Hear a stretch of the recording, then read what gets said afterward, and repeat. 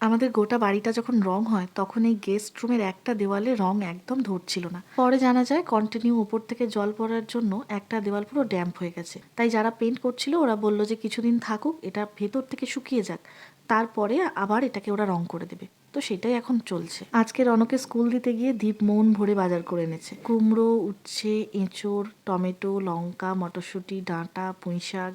এঁচোড়টা আবার কেটে দিয়েছে, এইটা দেখে তো আমি অবাক হয়ে গেলাম। এঁচোড় খেতে ভীষণ ভালো লাগে যদি না সেটা কাটতে হয়। সব সবজিগুলোই একদম ফ্রেশ। কুমড়ো থেকে কয়েকটা বীজ পেয়েছি। চলো এটাকে এবার মাটিতে লাগিয়ে ফেলি। অল্প একটু মাটি আর এই ফাঁকা জায়গাটা ছিল, এটাতে যে গাছটা ছিল সেটা তো অন্য টবে সরিয়ে ফেলেছি। ওপর থেকে একটু মাটি ছড়িয়ে দিলাম। এইবার জল দিয়ে রোদে রেখে দেবো কিছুদিন। গাছ বেরোলেই তোমাদের দেখাবো। এই এতটা কাতলা মাছ যে কবে শেষ হবে জানি না। চুনো মাছটা অবশ্য আমি আনতে বলেছিলাম, আর বেশ অনেকটা মাছের তেলও পেয়েছে। আজকে আমিই সবজি কাটবো। রিনাদি যখন এসেছিল তখন ঠিকই করিনি যে কি রান্না করব। আর তাছাড়া আজকে যা যা রান্না হবে সবই বাজার থেকে এলো। আসলে রিনাদি এখন একদম সকালে আসে, মানে 7টা 7:30, যখন আমি ঘুম থেকে উঠি রনর স্কুলের টিফিন বানাবো বলে। সবজিগুলো কাটা মোটামুটি হয়ে গেছে, একদম শেষে পেঁয়াজ কাটলাম। আর এই উচ্ছে ভাজাটা শুধু মৌয়ের জন্য, ও যেহেতু শাক খায় না কিন্তু উচ্ছে খায়। আমাদের জন্য করব আলু আর কুমড়ো দিয়ে পুঁই শাক। যতবারই পুঁই শাক রান্না করি আমার ঠাকুমার কথা মনে পড়ে। এত ভালো পুঁইশাক রান্না করতে আমি আর কাউকে দেখিনি। একটা দিনের ঘটনা আমার আজও মনে পড়ে। রাত্রেবেলার খাবারে ছিল লুচি তরকারি, আর দুপুরবেলা ঠাকুমা বানিয়েছিল সেই পুঁইশাক। তো দুপুরবেলা খেয়ে আমার এত ভালো লেগেছিল, রাত্রে লুচি দিয়ে আমি পুঁইশাক খেয়েছিলাম। সেই রকম আমি আজও বানাতে পারি না। কাতলা মাছ দিয়ে আলু দিয়ে ঝোল করব। মাছগুলো ভাজা হয়ে গেছে, এখন মশলা দিয়ে আলুটাকে কষে নিচ্ছি। এরপর জল ঢেলে ফুটিয়ে নিয়ে মাছগুলো দিয়ে দেবো। আপনি উঠেছেন? Good morning. অফিস যাবি নাকি?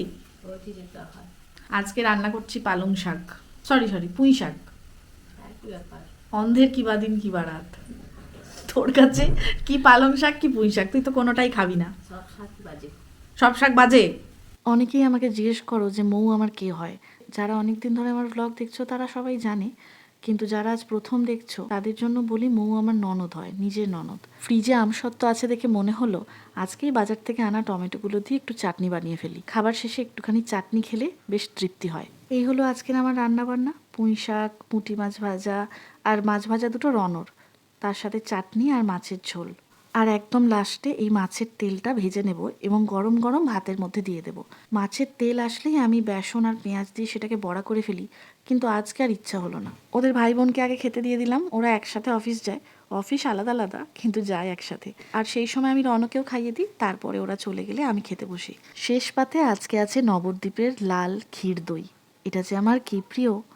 চলো আজকে তাহলে আসি, আবার দেখা হবে পরের কোনো ভ্লগে। সবাই ভালো থেকো।